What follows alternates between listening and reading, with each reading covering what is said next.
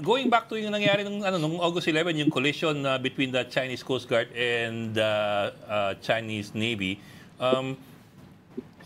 it's not that often that we have the Chinese Navy talagang bumabandera doon sa kalagitnaan ng mga confrontations natin.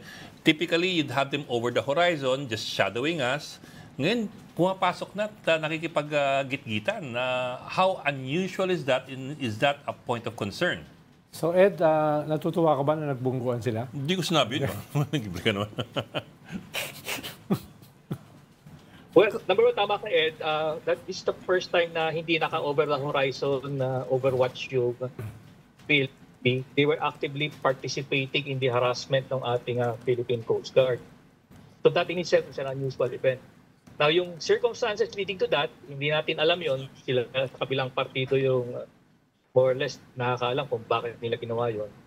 Pero ang nakita ko lang dito, medyo maaring hindi kabisado nung PLA Navy vessel yung galaw o yung taktika na ini-employ ng Chinese Coast Guard, kaya nahantong sila ron sa bungguan nila sa dagat.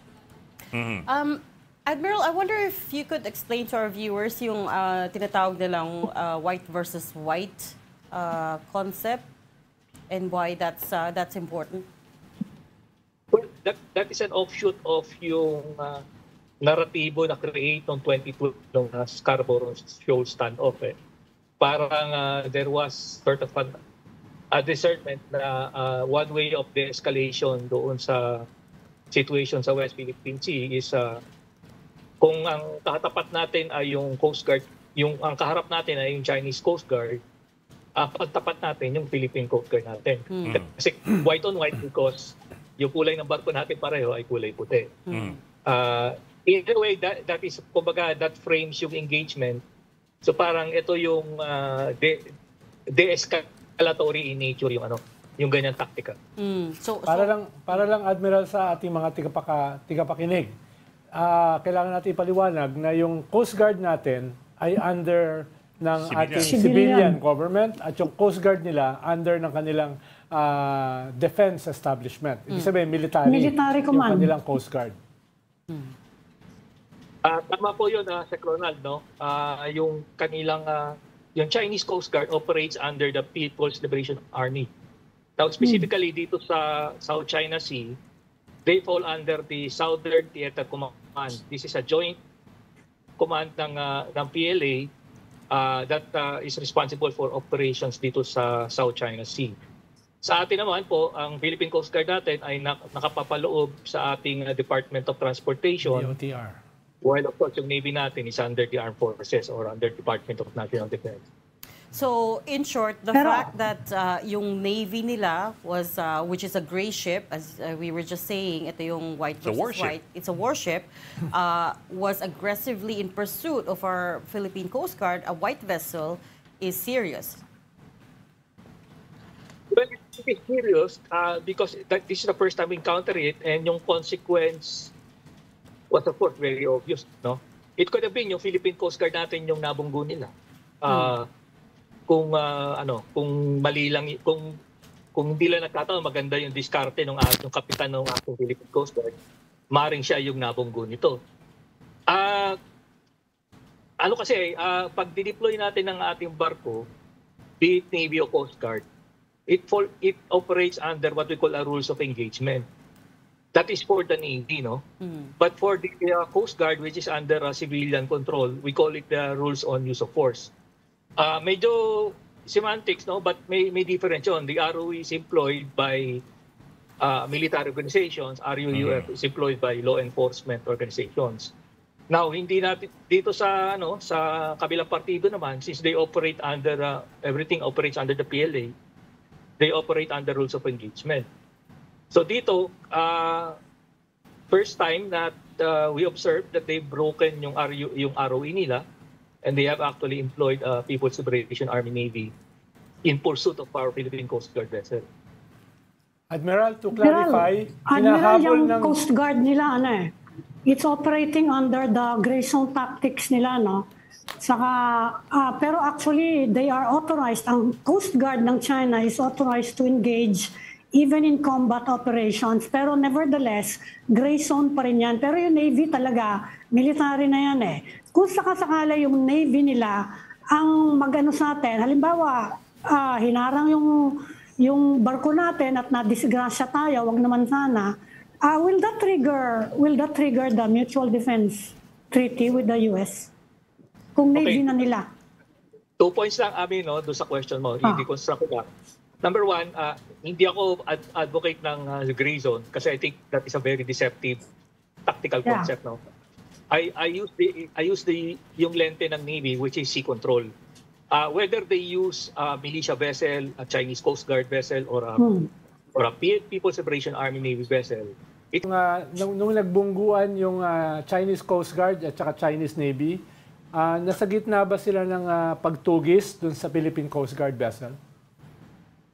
The way I describe and i-report sa media, parang ang ginagawa nila is pincer movement, no? So kinikita nila yung Philippine Coast Guard vessel para maipagkita siya at mai-control yung movement niya. Now, ang nangyayari, parang yung PLA Navy vessel is supposed to block yung Coast Guard vessel natin from the starboard side o sa right side. Then yung Chinese Coast Guard vessel is supposed to water cannon yung Coast Guard vessel natin. I would presume that at some point, ang objective nun is yung didikit yung PLA Navy vessel para ma-force yung Coast Guard vessel natin dumikit doon sa Coast Guard vessel nila. Sa video kasi magkadikit yung tatlo eh. Ating Coast Guard vessel, tsaka yung Navy, People's Liberation Army Navy, at tsaka yung Chinese Coast Guard. Ayun, dangerously close to each other. Ang tingin ko rito, Sec. Ronald, nag-miscalculate yung kapitan ng barko ng People's Liberation Army Navy sa maneuver niya. Hindi niya na-arrest yung movement niya. At of course, maganda yung ginawa nung nung Philippine Coast Guard vessel para i-evade yung kanyang pag-force, yung galaw ng PLA Navy vessel. So Admiral, mati-trigger ba yung Mutual Defense Treaty? Balikan ko lang yung tanong ko kanina. Okay, yung MDT, sakasakalan yung Navy. Based sa prevailing discussion conversation between the US at yung Pilipinas, any government vessel natin, be it Navy o Coast Guard, involved in an incident, let's say, that would cause physical harm to yung crew, or let's say destruction or physical damage ng vessel, will trigger the MDT under yung Article 4. Even Pag military, di ba? Kapag military ng China, immaterial yung China side eh. Ang trigger niya is yung sa side natin. So any government vessel natin, be it Navy, Coast Guard, or even yung Bureau of Fisheries vessel, which are all designated as government vessel, kung nadehado yun sa dagat, karoon ng damage, or may nasaktan na crew natin of any of those three agencies, that will trigger NDT. Sir, it does not have to be through the use of weapons, ganun ba? That's immaterial whether you use weapons or anything else? Because for a time we were debating armed attack. What armed attack or not armed attack? yeah. Hindi na ang pagkakaintindi ko, it's not the instrument or the tools used, but rather the outcome o yung effect. Damage. Oo. Kasi for I think yung Chinese Coast Guard vessel na ginamit nila, yung 3104, is an ex-PLA Navy vessel. So to all intents and purposes, it's a warship that they just painted it white, then nilagyan ng stripe ng Coast Guard nila. And most likely, yung crew niyan are still Navy or ex-Navy personnel na tin-transfer sa Philippine Coast Guard nila. So, kung meron man civilian, quote-unquote, civilian yung nature ng Coast Guard nila vessel, it's very superficial. Pero sir, yun nga sir, you obviously have a change in strategy or maybe tactics would be more appropriate here.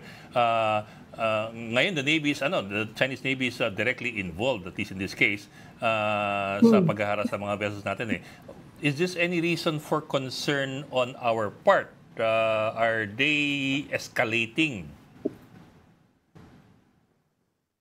As of now, in the absence of clear information, I would treat it muna as an isolated incident na nag-miscalculate yung kapitan ng barko ng Navy vessel nila. Unless we see a repetition of this type of tactic in succeeding incidents in the future, then we can treat it as an isolated incident for the time. But it doesn't mean na magre-relax tayo. Yes, We sir. may have to look at we have to consider some contingency planning of our own para to check if we may need to adjust. It doesn't mean na pag nag-review tayo ng ng konsepto ng pag-operate sa West Philippines ay i-escalate natin yung situation. Ang sinasabi ko lang naman, wala namang masama kung nagpe-prepare ka at meron kang contingency for incidents na kung sakali man magkaroon ng escalation in the future. Sir, kasi sabi nga natin kanina, before the Navy would stay over the horizon. Now, at least in this incident, they're just over the bow or over the stern. Striking distance. Tsaka Admiral, in relation sa tanong ni Ed, merong dumating na 2 American battleships dyan sa area. Hindi rin ganun kadalas na nangyayari yon sa Scarborough? Ang tingin ko, coincidence yun. Most likely, yung dalawang US Navy vessel was already in the vicinity of Luzon Sea. Okay? Nakapasok na sila. So, most likely, they have a scheduled FONOPS or Freedom of Navigation Patrol within the South China Sea. Then, nire-route siya sa vicinity na Scarborough Shoal for the purpose of, I would presume, sa pananaw ng Amerika, their presence would sort of de-escalate yung situation doon sa Scarborough Shoal. So, hindi totoo yung spin ng Chinese government na dinrive away nila yung isang US battleship sa Scarborough. It's just a spin. Consistent naman yung ganyang narratibo, yung propaganda line naman They use that for every FONOPS o Freedom of Navigation Patrol ng US Navy in any areas or any within the South China Sea. Laging gano'n naman yung narratibo nila. Sa FONOP, though it was a transit na patrol doon sa vicinity na Scarborough Shoal. Saka dininay na yun ng US government. Ang yung latest ngayon, Admiral, masyadong napapalapit na yata yung China Coast Guard doon dito sa nasa Manila Bay na sila. Ano bang appropriate measure na pwedeng gawin natin para hindi maulit siyang ganyan? Masyado na silang malapit sa atin. Ang napansin ko lang, Ami, kasi ito medyo nag-increase yung tempo nila, tapos yes, lumalapit sila when we pass the maritime zones law. Parang ito yung response nila doon sa remember, challenge nila yung law na yun nung pinasa at pinablish, di ba? Tapos nag-create din sila parang sarili nilang baseline around Scarborough Shoal, which actually because of that, nag-increase din yung tempo or yung presence nila around Scarborough Shoal. Medyo nag-higpit sila. So, ang nakita ko rito is parang may pinasa tayong batas na kontra sila. So, ang ginawa nila, in-increase nila yung puwersa para testingin, sige nga, may batas kayong bago, tingnan ko kung kaya nyo enforce yan. Okay? So, ang baliktad naman na sitwasyon doon is, pag gumawa tayo ng batas, dapat kasama doon is yung pag-enforce ng batas na yun. Okay, kailangan maproteksyonan natin yung kiniklaim natin. Correct, Ami. Tapos yung sa Manila Bay, hindi pwede kasi para nangyari, parang reactive or responsive lang tayo. Yung pag lumabas yung barko natin, isa-shadow nila. Ang akin ganun, bakit hindi na lang tayo yung mag-shadow sa kanila?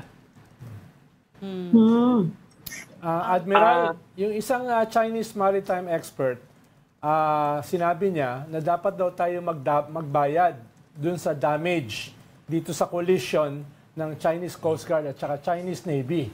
Dahil hindi daw ito mangyayari kung hindi tayo Why are you nang even gugulo. listening to them? Hindi tayo nang gugulo sa Scarborough. Hindi, medyo nakakatawa kasi na tayo magbabayad. Lumabas sa Global Times na kailangan daw tayo magbayad doon sa damage. Hindi ka ba natawa? Napaka-far-fetched naman yung claim na yun. But, We do recall last year, di ba? Yung rubber boots natin, sinira niya. Tapos one of our special operations forces was injured. Oh. yeah, that's what DFA Sec Lazaro was pointing at, right? They haven't even compensated us And they for confiscated that. our equipment and our firearms. Ano pa siya, sir? Sorry, let me pivot, sir. Admiral, we were seeing online that some Taiwanese media are saying that may namatay na Chinese Coast Guard crew members. What do you know about this? So far, wala akong report na validating that. Ang narinig ko lang dalawa, I think, or tatlo. Also from the media. So, pero it most likely considering na ang tinamaan yung ba. Kasi there are people who are also concerned na after this collision, one of two things could happen and they're on either side of the they are on either side of the spectrum. On one hand, maaring mas mag-ingat yung China because of what happened sa collision na ito, or on the other hand, China might become more aggressive because this is a loss of face and it is an embarrassment. So what do you think? What do you think will happen here? Will it swing to one side or the other, or somewhere in between? To cover up their epic fail. It could happen both ways, Ed. Yung parehong scenario will be forthcoming. Number one, if you remember, nung June 17 incident last year, dito sa Second Thomas Shoal, nag-recalibrate sila ron doon sa Second Thomas Shoal. So medyo nag-tone down. So dito, maaaring mag-tone down sila kasi they will need to review yung incident at it may require a change in tactics, no? Baka ang mangyari dito, pull out na nila yung Navy, hindi nila uulitin yon na yung employing yung Navy vessel nila for harassment tactics sa ating mga vessel. So that may happen. But pwede rin hahanap sila ng ng butas para mag-escalate din. So most likely we will see once medyo naka-readjust yan sila doon sa nila, it may come in several forms. It can be diplomatic yung nila, yung form of harassment, or it may be an increase of harassment sa fisher folks natin doon sa Scarborough Shoal. Or it can be an increase, theater-wide increase of harassment, not only in Scarborough Shoal, but also dito sa Kalayaan Island Group sa Palawan. Andyan na siya. Yung on another note, tinatanong namin kanina kung yung agreement, non-agreement sa Ayungin, is it holding? Dahil sa Scarborough kasi wala kasing agreement Pero doon sa Ayungin ay merong agreement na non-agreement dahil wala pa naman nakakakita nung agreement. Nag-agree sila na... Verbal agreement. Is it holding? Yung mga nakausap ko from the inside, nag-hold naman yung agreement, yung non-agreement doon sa Second Thomas Shoal. So it's holding. Yes. At saka kasi sa Ronald, nawala na yung pressure sa China side para ituloy pa rin nila yung harassment sa Sierra Madre. BRP Sierra Madre. Kasi nai-repair na yung Sierra Madre. So wala na silang dahilan para mangharas pa ng supply vessel natin. So sila, Ed Lingao, pwede na uli mag-convoy doon. At aabot na sila sa BRP Sierra Madre. Last time kasi bumalik kayo, di ba? Huwag na paalala. Umikot. Pwede na, Ed. Pwede na kayo bumalik doon. Yung rubber boat na lang. Di ba? Freedom to broadcast pa yung kanya doon. So that's what it took, sir. That's what it took.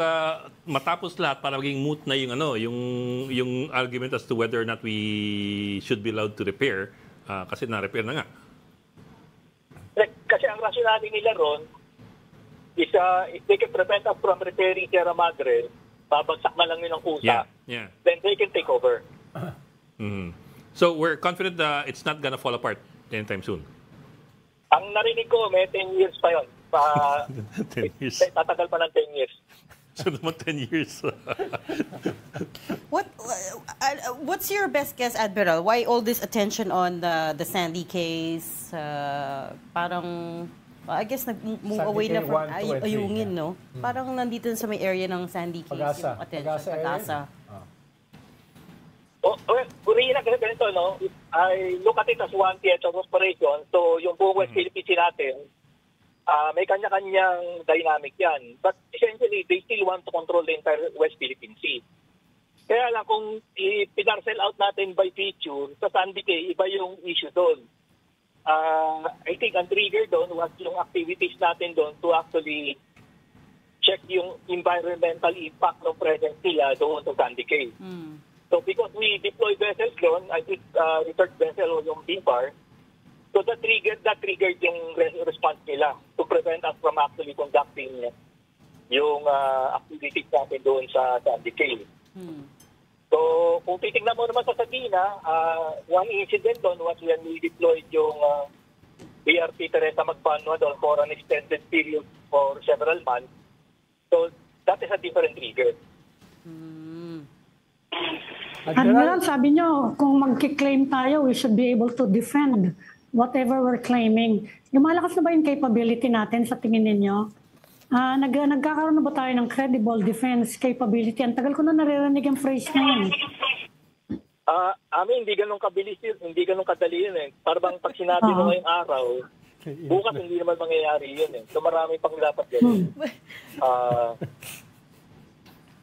Okay, Tapos mukhang maliit lang yung budget na binigay sa Armed Forces for Modernization. Oo nga eh. So I was gonna go to that. So to follow up on Ami's question, so for 2026, Malacanang is only proposing 40 billion no for the Armed Forces Modernization. Ito yung programmed funds. Di pa natin alam yung unprogrammed. What did you think of that?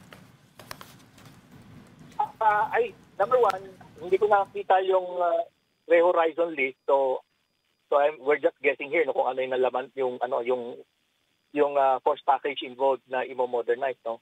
But given na yung pagtitipid o yung kakulangan ng resources for defense, I think it forces us now to rethink yung ano ba yung equipment na bibili natin.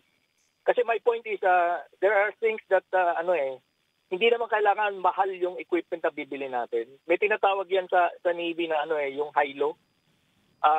You have high intensity, very expensive platforms of vessel for very specific missions.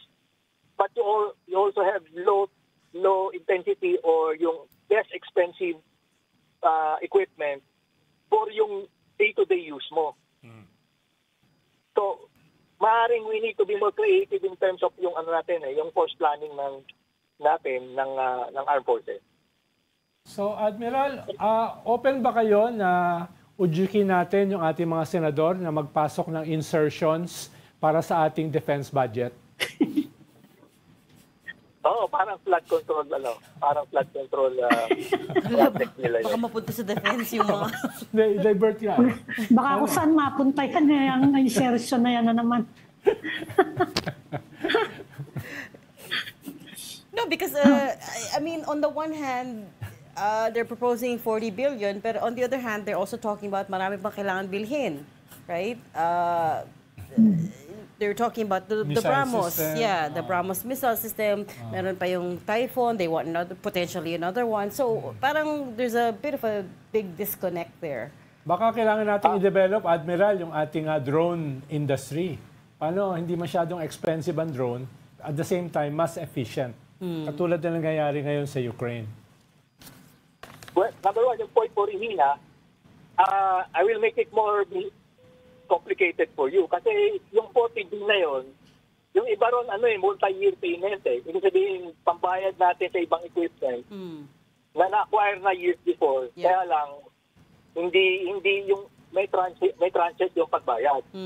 So, hindi lahat yung 40 billion na yung papasok to new acquisition, but rather loan, payment of loan or D2G payment. Or even amortization for the equipment that we took in the past. Yes, correct. Now, for yung drone, tama po yun, Tech Ronald. In fact, that is one of the asymmetric solutions that we should consider. Kasi kung para dito lang sa yung for example, yung Chinese Coast Guard at yung militia vessel, medyo magastos kung BrahMos ang gagamitin mo ron kasi BrahMos is a very expensive system. So you have to look for, ang tinatawag natin, you have to look for cheaper asymmetric solution, and drone is one thing. But instead of buying drones, I would agree na dapat dito na gawin drone factory na para ma-address yung supply chain issue. Hindi na ikaw aasa sa ibang countries, kumbaga ikaw na mismo gagawin para isupply natin ng private sector natin, ng industry, sa armed forces, yung requirement nila. Employment generation pa. Pero Admiral, marami na rin drone ng China eh. Advanced na rin sila dyan. They're very advanced.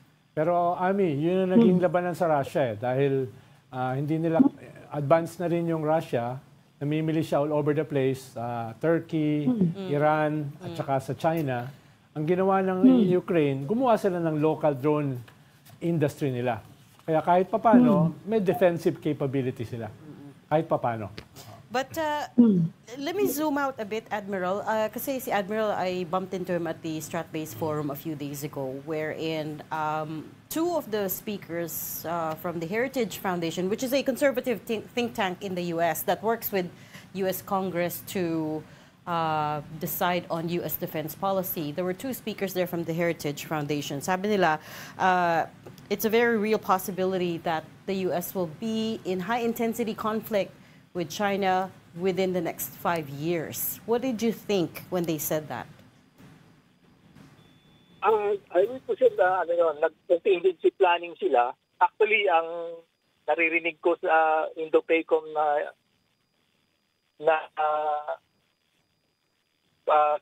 nila is 2027 yung benchmark year nila. There are others naman na moving it down to further down to 2030.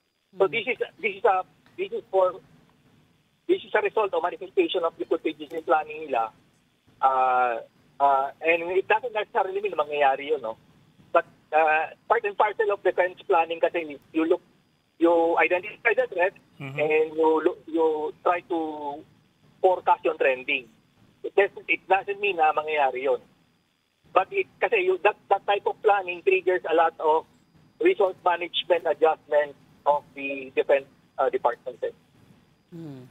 Admiral, nung nagsalita si President Bongbong sa India, marami na surprise dun sa statement niya on Taiwan. From your vantage point, what was that about? I think yung statement ni President Marcos was a realistic appraisal of a scenario wherein there is conflict in Taiwan. Hindi makakaiwas yung Pilipinas doon sa second order or third order effect ng conflict sa Taiwan. Masyadong intertwined eh. Number one, of course, yung migrant workers natin sa Taiwan. It will be a political issue for us kasi we need to evacuate them. Pangalawa, for a Taiwan scenario to happen, China needs to have sea control over Pasig Channel saka yung dagat somewhere in Batanes Group of Islands. Kung talagang extreme yun, the Chinese might occupy some islands in the Batanes Group of Islands to enforce yung sea control nila nung dagat between yung northern Philippines na yung Taiwan. So, whether we are involved or not, yung northern part of the Philippines, by the nature of the peace, are legitimate military objectives if China decides in the future to actually have a physical attack of Taiwan.